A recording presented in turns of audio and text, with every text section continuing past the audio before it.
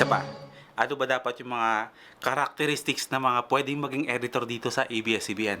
Dapat, una, mahaba ang pasensya mo. Ito na yung script oh. Medyo mahaba to ah. Kaya mo na yan. Ayos lang, Brad. Mahaba ang pasensya natin dyan. Naman. Salamat. Sige, ako na bahala dito. Kaya mo yan ah. Oo, ako bahala dito. Ako baba. Okay, salamat ha. Balikan mo to mamaya ha. Sige, kaya mo yan. salamat. Bakit naman, mahaba-haba naman ang script na yan. Pangalawa, dapat marunong ka magbasa ng script. Anong gagawin ko dito? Ilalagyan mo ng insert, tapos ikaw na bahala sa treatment. Kaya mo na yan. Paano yung, ano yung treatment? Ha? Kaya mo na yan. O sige. Sige, kaya mo na Sige, yan. kaya mo Ano ba to. ang ginagawa eh? Sige. Sige ako bahala. Paano yung ano? Ha? Pangatlo, dapat may common sense ka rin. Establishing shots. Ano ba tong establishing na to? Establishing. Ano ba ito? Ayoko na. Pangapat, dapat sanay ka sa puyat.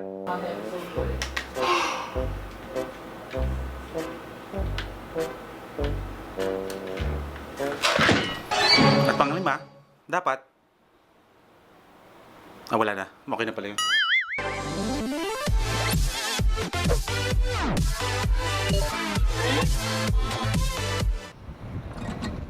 I gave you everything I had from the start. That should have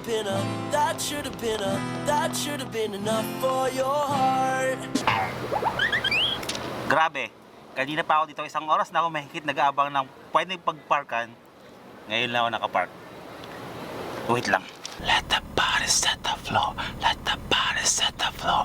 Let the body set the floor. Let the body set the... Aray ko! Kamusta? Kamusta? Ano, kamusta? Mga first timers ko, kamusta kayo? Grabe, pinagpawisan ako. Yun lang ginawa ko ha. Konting ganun-ganun lang ako, pinagpawisan ako. Wala akong panyo dito sa loob ng sasakyan. Pero bago ang lahat, maraming salamat sa nanood sa amin dalawa ni Senyorita. Tatlong vlogs yata ako nakasama siya. Maraming salamat sa inyo kasi may mga nanood naman. Medyo nanunumbalik na yung mga nanonood sa atin. Tapos may mga bago na rin na nag-subscribe sa atin. Welcome kayo dito sa channel ko, Boy First Time. Hindi kayo magsisisi na nandito kayo. Si Maya kasi nasa... Saan ba siya ngayon? Sa LA na si Senyorita ngayon at ang alam ko yata malapit na rin siyang bumalik dito sa Pilipinas. Tumatawa kami dalawa ni Senyorita sa mga comments ninyo kasi ayun nga, natutuwa kayo na masaya nyo kaming napapanood, pareho kaming makulit. Nakahanap ako ng katapat ko, babaeng boy first time na sobrang kulit din. Siya yun. Nakakaloko to si Maya. Sabi nga nila nakahanap daw ako ng katapat. Total, nandito ngayon ako sa trabaho, sige. May mga comments kasi dati, may mga tanong sa akin na hindi ko nasasagot. Yung tungkol nga sa trabaho ko dito sa ABS-CBN, kung paano ba ako nakapasok sa ABS-CBN bilang editor. So, yun ang tatalakayin natin ngayon. Gusto niyo yun? Kukwentuhan ko kayo ng journey ko kung paano ako naging editor ng ABS-CBN. Kung paano ako naging kapamilya editor. Okay? O, sige. Tara, sama kayo sa akin sa ABS-CBN. Ba't ba yung yuko to? Ang hirap na. Lahat yata ng editors, hindi naman lahat. Parang lahat yan na nagko-comment sa akin. Gustong malaman kung paano ako napunta dito. At parang gusto na lang pumunta. Papaliwanag ko sa inyo, ha? Ayun yung ABS, oh. Ayun, oh. Ayun siya. Yan. Saan ba? Yan. Layo, no? Dito ako nagpa-park. Kasi wala maparkan dun sa loob ng opisina. So, dito, parking lot din naman ng ABS to, pero malayo. Pero libre. Init. Okay, game. Ang hirap to word. Ngayon, simulan natin. Saan ba ako gumraduate? Gumraduate ako ng St. Louis Computer Programming. So, in general, wala siyang kinalaman sa pag-edit. Wala siyang connection sa trabaho ko dito sa ABS-CBN. Gumraduate ako ng 2003. Hindi ko natapos yung college ko sa loob ng 4 na taon. Nagtatrap ako, naglilipat ako ng ibang school, humihinto ako. Sa madaling salita, nakagraduate ako. Yung thesis ko, hindi ko ginawa. Pinagawa ko sa iba. Tapos nung pinipresent ko na, nabooking ako na hindi ko yung ginawa. So, umamin ako. So, nakiusap akong pag-graduate din ako. So, gumraduate ako.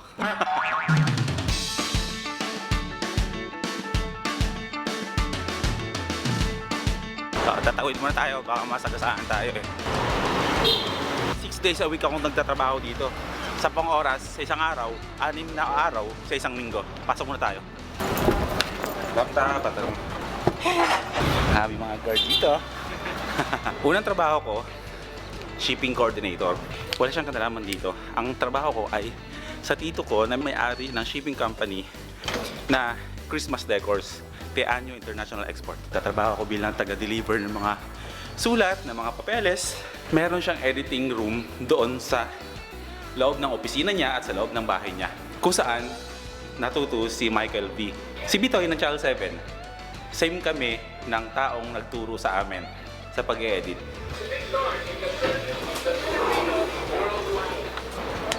Hello Kim, si Kim ulit. Dito ko, sine-check kung meron akong schedule sa editing.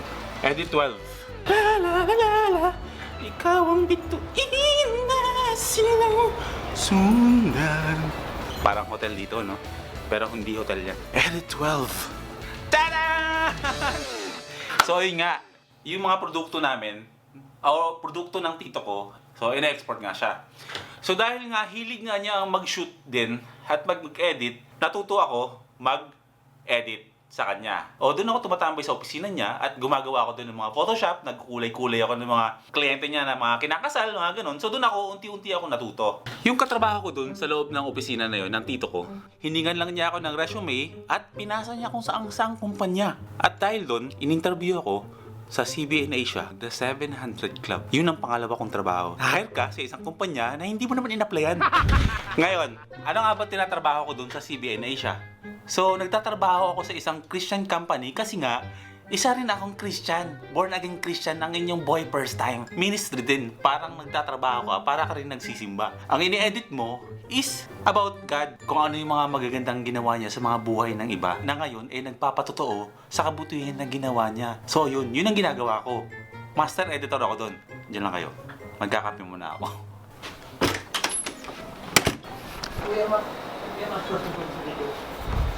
Sige, iutos mo na yung gusto mong iutos sa akin. Ayoko sabihin. Alam mo ba yung feeling ng Sabado pero nagtatrabaho ka? Yes, I know, right? We're here. Live na live sa Edit 9. O nga pala, Sabado ngayon. Ipapaliwanag ko sa inyo kung bakit nagtatrabaho ako dito kami ng Sabado. Pero ang iba, nagbabakasyon. Mamaya, malalaman nyo yun. Lalo na yung mga gustong-gusto maging editor dito sa ABS-CBN. Sigurado kayo? Ganito ang itsura ng mga editing base dito sa ABS-CBN. Ganyan yung mga makina namin. Gumagamit kami ng Avid Media Composer dito. Sa mga nagtatanong din, ha? May Avid Media Composer ang ginagamit namin dito. Ilang beses ka na sinagot yun pero paulit-ulit. Sigurado kayo na gusto nyo mag-apply dito? Kasi maganda magtrabaho dito pero may mga consequences. Ano ba yun? Pag holidays, nandito ka. Pag bagong taon, Pasko, nandito ka. Family day mo, nandito ka. Sunday, nandito ka. Bumabagyo, nandito ka. Lumilindol, nandito ka pa rin. Valentine's Day, nandito ka. Tanungin ko, gusto mo ba maging editor ng ABS-CBN? Ha? Gusto mo ba? Gusto mo bang talikuran yung buhay na tinatamasa mo ngayon? Para lang dito sa ABS-CBN? Ngayon, pag gusto mo yon, apply ka na dito. Walang masama, pero pag ayaw mong ganun yung magiging lifestyle mo, huwag ka mag-apply. Ngayon, ano ba yung in-edit mo? Sana dalawang puso po. Sinong karakter ang ang binobosesan mo? Yung may-ere po ngayon, Meteor Garden. Oh, Si sino- Xiaoyu. Ayaw magkape? Oh, ayaw niya magkape. Yaya ko sana kayo magkape eh. Busy kayo sa ano nyo eh, PUBG nyo eh. 5 minutes? O sige, magkakape daw siya, antayin na natin ng 5 minutes. Ganito na kabilis yun, no? Okay, joke lang pala. Hindi pa pala sila tapos. Tinitiis mo yung gutom nyo? Kaping-kape ka na, pero ayaw mong tumayo dyan kasi gigil na gigil ka dyan sa laro mo. Tingnan mo, oh.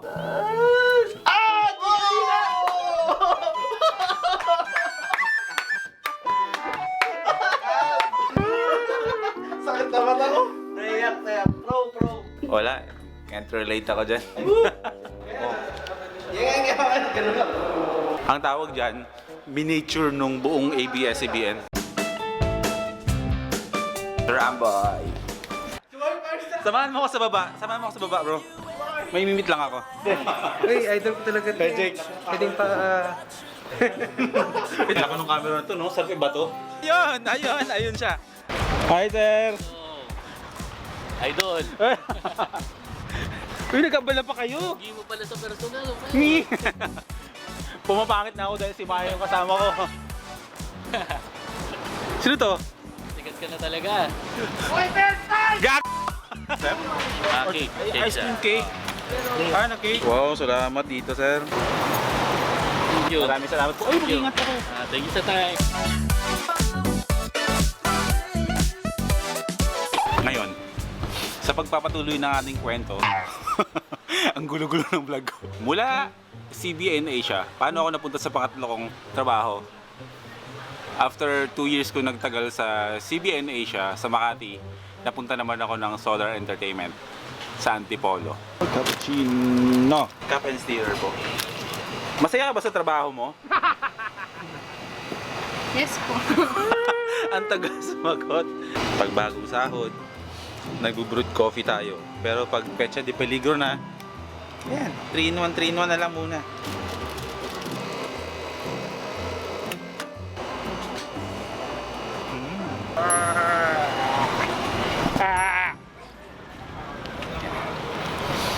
Ito ang tao. Ay, kinukuha ako ng langit. So yun, pagkatapos ko manggaling sa CBN Asia ng 2 taon, lumipat ako ng Solar Entertainment, hari ng cable channel dito sa Pilipinas. Merong Jack TV, merong ETC, Solar Sports, Second Avenue. Doon ako nagtrabaho at doon ako na-assign sa Jack TV. Master editor din. Tagtagal ako doon ng 2 taon. And after doon, marami pang twist na nangyari. Mamaya, ubusin ko lang yung kape ko. Nandito ako sa area kung saan area ng mga nag-yossi. Hindi ako nag-yossi guys ha. Hindi ako nag-yossi. Nasubukan ko mag-yossi noon pero never talaga ako na-addict. So, isa lang ang ibig sabihin nun, hindi shot pa talaga para sa akin. So, tinigil ko. Hindi na dito mga kaibigan ko. Hanggang ngayon, PUBG pa rin yung pinag-uusapan. Nag-yossi ka? Gusto maglaro? Maglaro tayo dito. Alam nyo, yan yung mga pwede mong ma-acquire pag nag-yossi ka. Hindi ako sa nagmamalisa kasi nag-yossi din ako dati. Pero tinigil ko lang, pero nakakatuwa lang to. Wow, wow! So, merong throat cancer, lung cancer, mouth cancer, may heart disease, emphysema. Grabe, ang laki-laki ng death na to. Kunwari, 2 years na ako nag-yossi. Or sabihin natin 5 years na ako nag-yossi. Anong mapapala ko sa loob ng 5 years na pag-yossi ko? Tignan natin kung anong magiging reward ko, no? Walang matino dito sa mga reward na to eh. Lahat to nakakamatay eh. Wait lang ha. Paikutin lang natin yung tambiolo. Ruleta. Death. So sabihin natin hindi talaga ako nag-yossi. Tignan natin. O, di ba? Death pa rin. Kahit hindi ka nag-yossi, death pa rin. So yan pa rin yung ending nating lahat. Mag-yossi ka man o hindi, aabot ka pa rin dyan sa death na yan. Tapos yung magandang mumukha at poging mumukha, magiging ganito. Magiging skeleton yan, magiging bungo. Yung mga pangit at magaganda, magiging isa lang ang itsura. Magbumukhang bungo. Maganda, pangit, pangit, maganda. Pareho lang, pagkamukha. Yan. Ituloy natin yung kwento ko tungkol sa trabaho ko. Pagkatapos ko sa Solar Entertainment ng 2 taon, nag-abroad ako as OFW bilang editor sa Riyadh, sa lugar ng mga Muslim. Dahil nga Muslim country siya, hindi ko magagawa yung mga ginagawa ko dito dahil nung kapanahunan na yun, masyado tayong party boy. Taong bar tayo eh. Taong pa-club-club lang tayo. Taong inom. Ganun. Nakaaway pa ako doon at may mga death threat pa nangyari sa akin doon. Siyempre, yung editing natin dito sa Pilipinas, ikumpara mo doon sa editing sa ibang bansa, lalo dyan sa Middle East, parang umatras ka ng 10 taon. Itapon natin ang tamang basura sa dapat kalagyan. Tulad na nakasulat dito. Dito, dapat ang basurang tulad ng ex mo. Hindi ko alam kung paandar ba to ng adobers, pero ang galing. Meron tayong tapunan dito. 3 klase ng tapunan para sa mga ex nyo. Ito, para sa mga ex yung nabubulok na. Yung mga ex nyo hindi na pa pwedeng pakinabangan, dito yan sa mga nabubulok na. Ito namang other ways, ito yung mga ex nyo na mga fling-fling nyo lang. Kung may girlfriend kayo, tapos may girlfriend pa kayong iba, at gusto nyo i-dispatch siya, dito yan sa other ways. Etong recyclable. Recyclable. dito nyo itatapon yung mga ex nyo na alam nyo pwede pang pakinabangan ng iba. Tara. So after ko mag-Riyadh, and after kong bumalik ulit sa kumpanya na iniwan ko para sa Riyadh, mayroong mga mistakes tayong minsan na nagagawa. Yung mga pabigla-bigla mga desisyon na akala natin yun na yun. Pero okay lang naman mangyari kasi yung mga ganyan kasi doon tayo natututo. So after kong mag Solar Entertainment ulit, bago ako napunta ng ABS-CBN, meron akong katrabaho sa Solar Entertainment na rumaraket dito sa loob ng ABS-CBN. Nung time na yun na nagtatrabaho siya dito pag weekends, hindi siya pwedeng pumasok, may mahalaga siyang lakad. So ako, sabi niya sa akin, bro, pwede ka bang mag-work racket muna sa ABS-CBN kasi hindi ako makapasok. So sige. So hindi ko naman alam na doon pala magbubukas yung pinto ko dito bilang kapamilya editor dito sa ABS-CBN. So, kinap ko yun, nag-edit ako dito, tapos inoferan ako ng supervisor dito na kung gusto ko daw ba magtrabaho dito. Pero syempre, hesitant pa tayo kasi hindi natin alam kung ano bang, syempre ganoon naman talaga, di ba? Sa mga bagay na bago natin papasukin, medyo nervyoso tayo, pero depende sa atin yun kung papasukin natin. Kung baga, susugal ka, pag nanalo, edi ayos. Pag natalo, edi sugal ka ulit. Parang ganun. Sa madaling salita, iniwan ko ulit yung Solar Entertainment. Napakawalang hiya akong empleyado, di ba? Iniwan ko yung Solar Entertainment para sa ABS. Pagdating ko dito, alam nyo, wala akong schedule. Eh, ganun pala dito. Pag wala kang schedule, wala kang trabaho. Kung wala kang trabaho, wala kang schedule, wala kang kikitain. So, nakatanga lang ako dito. Antay ako ng antay ng schedule ko, so wala. So, sa madaling salita, dahil magulong akong tao, bumalik ulit ako ng Solar Entertainment. Isipin niyo kung gaano ko ilang beses kong iniwan yung Solar Entertainment na yun para sa ABS-CBN. Pero, eto, nung nandun na ako sa Solar Entertainment na ako ulit, tumawag naman ngayon ulit yung supervisor ko sa ABS-CBN na may regular show na ako dito. Ang gulo, di ba? So dahil nga, yun nga yung pinupunto ko na simula nung natuto ako mag-edit, wala na akong pinangarap, kundi ang mapunta sa ABS-CBN. Kumbaga para sa akin, yun na yung pinaka-peak ng karir ko bilang isang editor. Ang mapunta na ako ng ABS-CBN. Pero alam niyo yung bakit? Ba't ko nasabi? After ABS-CBN ba, saan pa ako pupunta? O diba? 9 na taon na ako dito, ganun lang. Take risk lang palagi. Huwag matakot magsugal sa mga papasukin yung desisyon. Kasi hindi nyo naman malalaman kung para sa inyo yun eh. Kung hindi nyo susubukan, para sa akin mas okay na subukan nyo, mag-fail kayo, at least sinubukan nyo. Kaysa hindi nyo sinubukan, tapos pagdating ng panahon, magsisisi ka kasi hindi mo naman sinubukan na mangangarap ka na sana dyan ako nag-work, parang ganyan. Kung babalikan ko kung sino ako dati 9 years ago, isa pala to sa mga pinaka-ultimate na pangarap ko ang magtrabaho sa ABS. So may time na mga hindi ako nakokontento, pero ang totoo, nandito na ako, narating ko na yung gusto ko. Wala namang masama na mangarap ka agad ng malaki, pero lahat yan nagsisimula muna sa baba. Parang hagdan yan, step by step mo yan bago mo marating yung taas. Pero pag nandun ka na sa taas, try mong balikan kung saan ka nang galing. Masarap sa pakiramdam. Diba? So ayun. Sana nasagot ko na yung mga tanong nyo kung bakit nandito ako sa ABS-CBN. No? Sana natuwa kayo, sana may natutunan kayo. Sana na-inspire ko kayo sa journey ko bilang isang editor. So, hanggang dito na lang. Bye-bye!